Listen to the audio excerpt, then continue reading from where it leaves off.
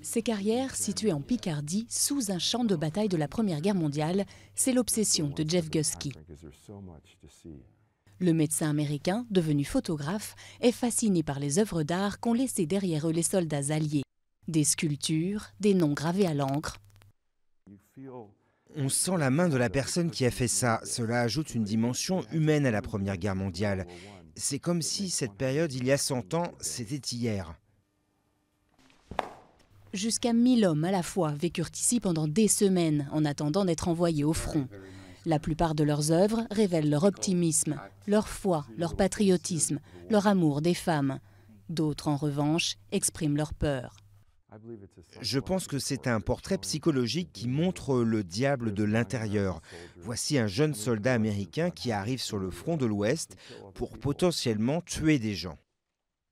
Mais dans ces carrières faciles d'accès, les actes de vandalisme sont fréquents et ni les habitants ni les associations n'ont les moyens de protéger les œuvres des dégradations. C'est tellement énervant. Regardez, on a peint sur une inscription originale d'il y a 100 ans. C'est insupportable. Franck Villard travaille au Conseil général. Depuis des années, il se bat pour obtenir la protection de ses œuvres d'art. Il est évident qu'il y a aussi un problème de sécurité à faire visiter ces sites, ou en tout cas à les protéger. C'est aussi pour cela qu'on travaille aussi avec des Américains comme Jeff Gusky.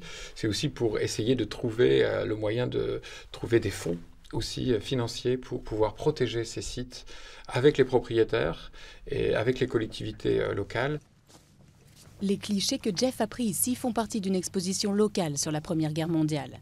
Mais le photographe espère toucher plus de monde sur Internet pour que personne n'oublie ces jeunes artistes de la Grande Guerre qui a fait en tout plus de 18 millions de morts.